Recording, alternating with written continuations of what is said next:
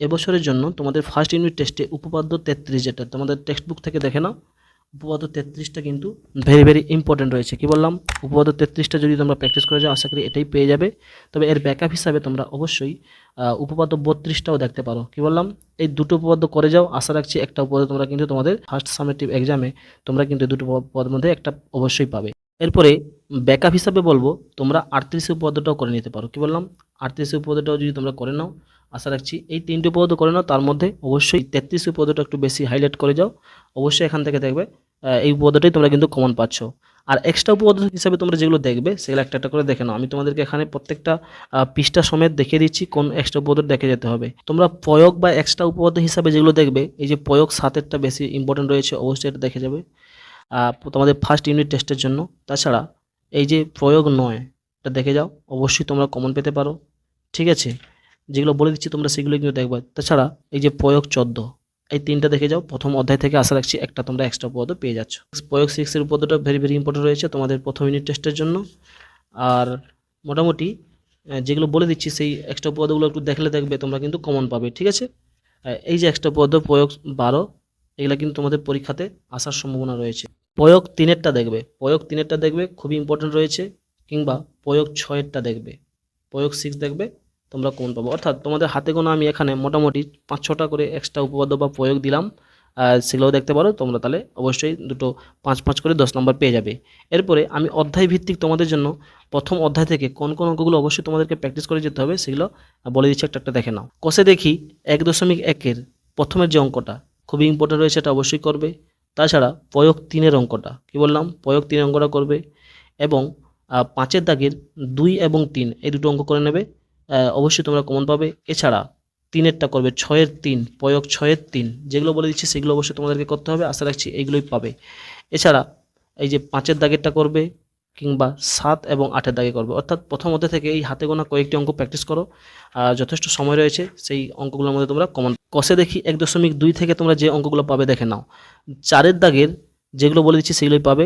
5-এর অঙ্কটা প্র্যাকটিস করো, 8-এরটা প্র্যাকটিস করো, এবং 9-এরটা প্র্যাকটিস করো, 10-এরটা করো। ঠিক আছে, তাছাড়া 11-টা করবে, 13-টা করবে, 16-টা করবে। ঠিক আছে, এবং 15-টা করবে, এবং 19 এবং 20-টা করবে। অর্থাৎ এই যে সমাধানের মধ্যে থেকে একটা অঙ্ক মাস্ট পাবে, তার মধ্যে মোটামুটি তোমাকে আমি 6-7টা দিলাম, সেই 7-8টা অঙ্ক একটু যদি তোমরা প্র্যাকটিস করে নিতে পারো তাহলে কিন্তু এখান থেকে তোমাদের হয়ে যাচ্ছে। এরপরে কষে দেখি 1.3 থেকে যেটা পাবে দেখে নাও। 2-এর দাগের অঙ্কটা করবে, 2-এর দাগের অঙ্কটা খুবই ইম্পর্টেন্ট রয়েছে। এছাড়া 5-এর দাগের অঙ্কটা করো, 6-এরটা করো, আর 9-এরটা করো। এই 3টা করলেই আশা রাখছি তোমরা একটা কিন্তু কমন পেয়ে। কষে দেখি 1.4 থেকে কোন অঙ্কগুলো করবে। 3-এর দাগের 2-এরটা করবে, 5-এরটা করবে, 7-এরটা করবে, আর 8-এরটা করবে। এই 4টা অঙ্ক করে নাও, এখান থেকে কিন্তু তোমাদের কভার হয়ে যাচ্ছে। ঠিক আছে বন্ধু, শেষ মুহূর্তে যেগুলো বলে দিচ্ছি এর বাইরে আর কিছু করতে যেও না, অবশ্যই তোমরা কোন এর দাগের 2-এরটা একটু বেশি ইম্পর্টেন্ট অঙ্ক রয়েছে, সেটা করে নেবে। আর 2-এর দাগের 6-এরটা করে নেবে, বেশি ইম্পর্টেন্ট রয়েছে।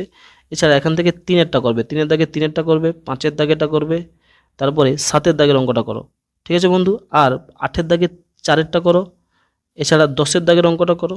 এই কয়েকটি অঙ্ক করলে আশা রাখছি এখান থেকে তোমরা কমন পেয়ে যাচ্ছ। সরল সুদ কষা থেকে অর্থাৎ কষে দেখি 2 থেকে যে অঙ্কগুলো করবে, অবশ্যই 4-এর দাগে যে উৎপলবাবুর অঙ্কটা রয়েছে সেটা করবে, এবং 6-এর দাগের গৌতমবাবুর যে অঙ্কটা সেটা করবে, এবং 9-এর দাগের অঙ্কটা করবে, 10-এরটা করবে, আর 13-টা করো, ভেরি ভেরি ইম্পর্টেন্ট। আর এদিকে আসলাম চাচার যে অঙ্ক, অর্থাৎ 16 দাগের অঙ্কটা, 17 দাগের, এবং 19-20, এই কটা অবশ্যই তোমাকে প্র্যাকটিস করতে হবে, কারণ প্রথম যে সামেটিভ থেকে কিন্তু সরল সুদ কথা থেকে অঙ্ক আসছেই আসছে।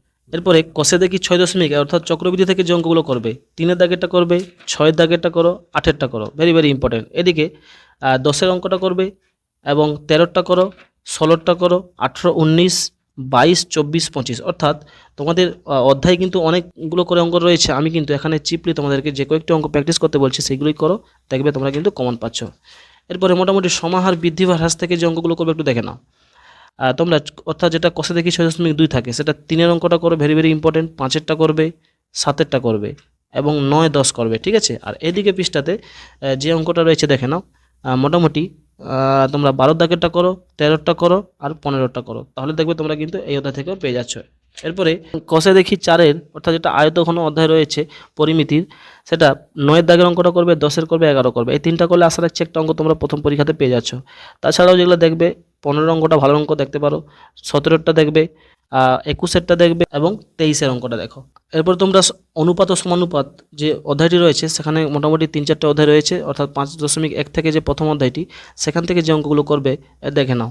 তোমরা 2-এর দাগের 4-এরটা করো, 6-এরটা করো, 3-এর দাগের 2-এরটা করবে, আর 4-এর দাগের 2-4 করবে, 5-এর দাগের 3-এর দাগটা করবে, আর 6-এর দাগের 2-এরটা করবে, 7-এর দাগের 1-এরটা করবে, 8-এর দাগের 1-3 করবে। এই কয়েকটি করলে আশা রাখছি এখান থেকে তোমরা কমন পাচ্ছ।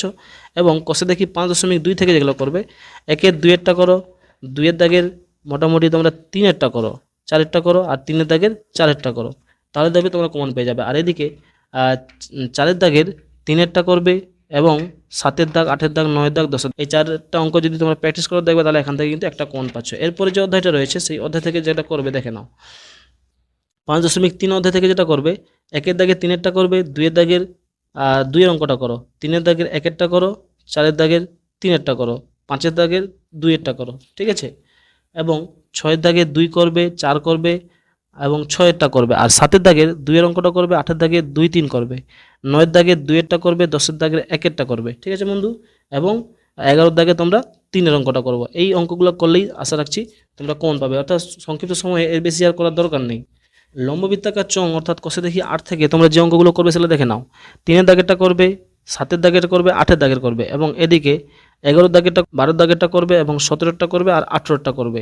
এই কয়েকটি অঙ্ক প্র্যাকটিস করে তোমরা কিন্তু চঙের অধ্যায় থেকে পেয়ে যাচ্ছ। অর্থাৎ তোমাদেরকে আমি প্রথমে দেখিয়ে দিই যে তোমাদের সিলেবাস কি বলছে। প্রথম পর্যায়ক্রমিক মূল্যায়নের যে নম্বর বিভাজনটা একটু দেখে নাও, তাহলে বুঝতে পারবে পাটিগণিতের সরল সুদ, চক্রবৃদ্ধি সুদ এবং সমাহার, হ্রাস বা বৃদ্ধি সুদ, এই 3টে প্র্যাকটিস করলে 3টা অধ্যায় থেকে যদি অঙ্ক প্র্যাকটিস করো, একটা অঙ্ক অবশ্যই থাকছে, তার মধ্যে একটা থাকবে 5 নাম্বার, ঠিক আছে। তাহলে আমি 3টা অধ্যায় থেকে তোমাদেরকে বলে দিয়েছি কোনটা কোন দাগে করতে হবে। বীজগণিত থেকে প্রথম যে অধ্যায় রয়েছে একচল বিশিষ্ট দ্বিঘাত সমীকরণ বা বাস্তব সংখ্যার সমাধানে দ্বিঘাত সমীকরণ, এটা করলে তোমরা মোটামুটি 3 আর 4 দুটো লং কোশ্চেন পেয়ে যাবে। এবং অনুপাত, সমানুপাত ও দ্বিঘাত করণী যদি করো 3 নাম্বার, বৃত্ত সম্পর্কিত উপপাদ্য, বৃত্তস্থ কোণ সম্পর্কিত উপপাদ্য, বৃত্তস্থ চতুর্ভুজ সম্পর্কিত উপপাদ্য, আমি তোমাকে উপপাদ্য সাজেশন ওখানে দিয়ে দিচ্ছি।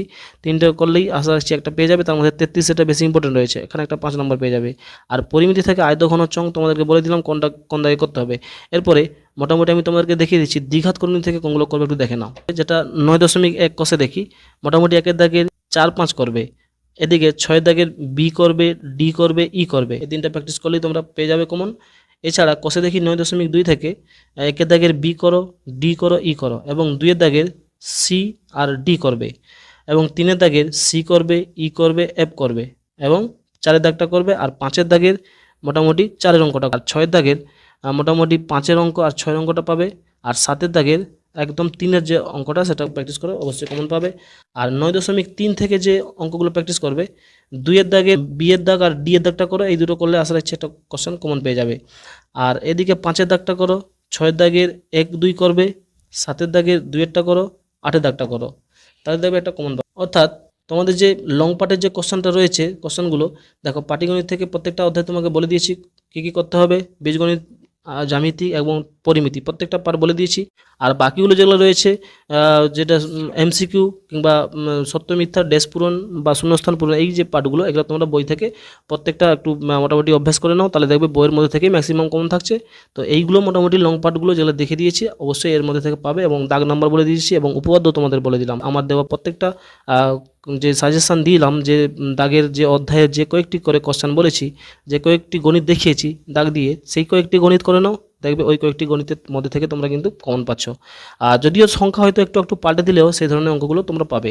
তো বেস্ট অফ লাক বন্ধু। মোটামুটি এই দেখো 40 নাম্বার কীভাবে তোমাদের নাম্বার বিভাজন তোমরা তোমাদের টেক্সট বুকে পেয়ে যাবে, এবং সেই অনুপাতে আমি তোমাদেরকে কিন্তু লং পার্ট যেগুলো, অর্থাৎ যেগুলো মোটামুটি 24 থেকে 25 নাম্বার যে লং পার্ট থাকবে, যেমন উপপাদ্য থাকবে 5 নাম্বার, তোমার পাটিগণিত একটা করলে 5 নাম্বার, কিংবা পরিমিতি একটা অঙ্ক করলে 4 নাম্বার, এই করে 14 হয়ে গেল, এবং বীজগণিতের পার্টে রয়েছে লং পার্ট 10 নাম্বার, তাহলে 14-24 নাম্বার মোটামুটি তোমাদের লং পার্ট থাকবে। ঠিক কী বললাম, তোমাদের 24 নাম্বার কিন্তু লং পার্ট থাকছে। এই 24 নাম্বার লং পার্ট আমি তোমাদেরকে সাজেশনে বুঝিয়ে দিয়েছি, এবং বাকি যে 2 মার্কস কিছু থাকবে কিংবা যে এমসিকিউ বা সত্য মিথ্যা ড্যাশ পূরণ, এগুলো মোটামুটি তোমাদেরকে বলে দিলাম। তোমরা তোমাদের টেক্সট বুক থেকে একটু প্র্যাকটিস করে নাও, তাহলে অবশ্যই কোন পাবে। প্রথম যে ইউনিট টেস্ট এটা থেকে কিন্তু বেশিরভাগ বাইরে কোশ্চেন হবে না, তোমাদের যে টেক্সট বুক রয়েছে সেই টেক্সট বুক থেকেই কিন্তু কোশ্চেনগুলো আসবে, তাই এগুলোই প্র্যাকটিস করো। তো সুস্থ থেকো, ভালো থেকো, অন্যদিন অন্য কোনো একটা ভিডিও নিয়ে আসবো।